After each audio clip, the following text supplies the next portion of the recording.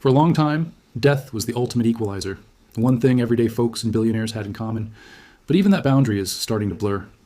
Not too long ago, a biotech startup in the San Francisco Bay Area pitched a wild idea to investors: brainless human clones. Basically, they want to create organ bags, spare bodies that are perfectly healthy, ready to replace your failing organs whenever you need them. And guess what? Billionaires are absolutely eating this up. Investors in this space include big Silicon Valley names like Tim Draper, plus funds with seriously sci-fi sounding names like Immortal Dragon and Eternal Games. It might sound like something out of a comic book, but this is a massive trend in the US right now. America's billionaire class is obsessed with surreal, futuristic tech, and the quest for immortality is at the very top of their wish list. From the jump, these ridiculously expensive projects are meant exclusively for the ultra-rich. The irony here is thick.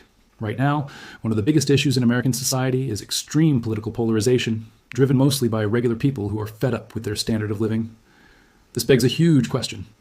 How are the wild desires of a few billionaires redirecting society's resources? And what kind of future is that creating for the rest of us? Take tech mogul Bryan Johnson. Back in 2023, he made headlines when he revealed he was basically swapping blood with his 17-year-old son.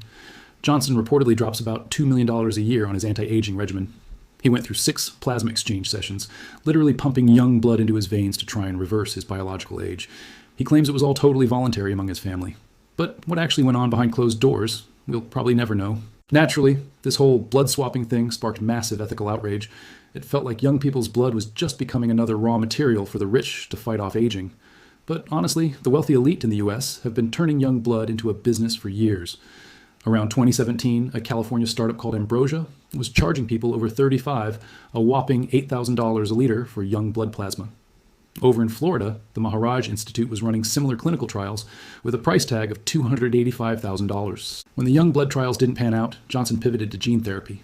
In 2023, he flew to an island in Honduras to get an experimental, off-the-books gene treatment from a biotech startup.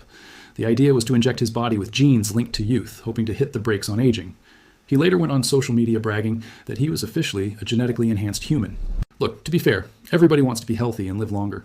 It's totally understandable that billionaires want this too.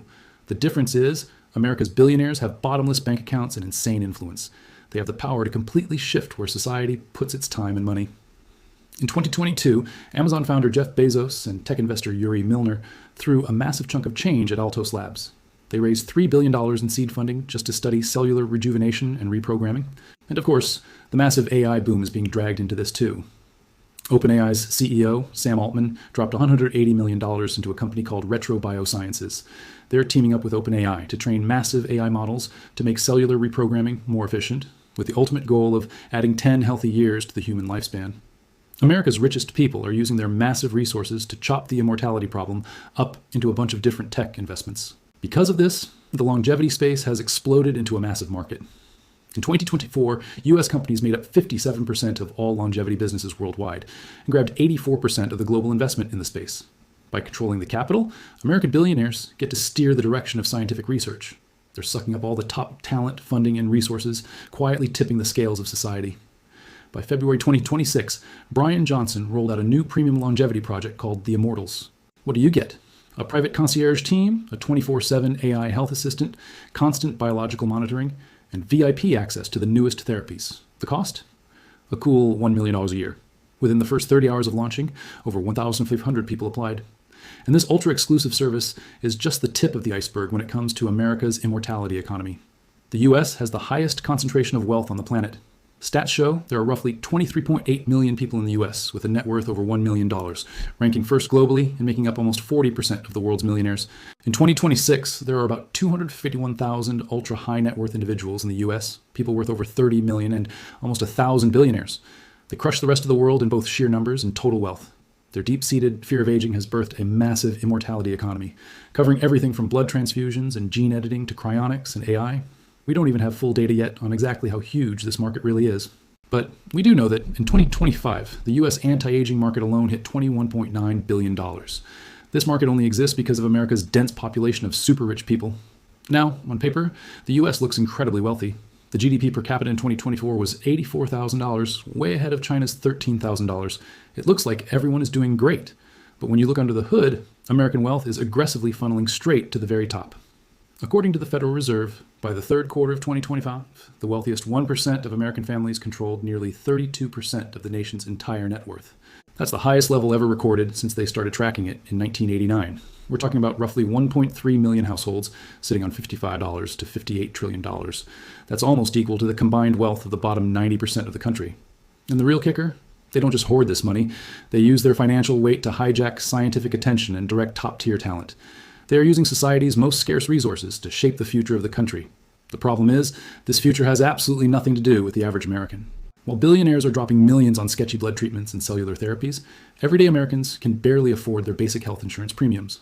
A survey of about 20,000 U.S. adults over the summer of 2025 showed that a third of them had to cut back on electricity, drive less, borrow money, or literally skip doses of their prescription meds just to pay their medical bills. Hundreds of millions of regular people are out here struggling to pay rent and see a doctor, while our most valuable scientific resources are orbiting around billionaires and their fear of dying. Instead of solving real problems, the brightest minds are working on private longevity clubs and million-dollar life management programs for the 1%. Sure, some people will argue that this research helps us understand basic biology and will eventually trickle down to benefit everyone. But when you look at the extreme wealth gap in America, that excuse is starting to sound pretty hollow. As their grip on society's resources tightens, American billionaires don't even need to wait for these treatments to hit the public market to make a profit or fund the next phase. Their own private social circle has enough demand and cash to keep the research going indefinitely. Because of this, the biological gap between the rich and the poor is just going to keep growing. Eventually, it could create an actual species-level divide that is impossible to cross. The very idea of what it means to be human might change, and the finish line of death will be completely redefined. But the way the system is built, it guarantees that only a very small, very rich handful of people will ever get to cross that line.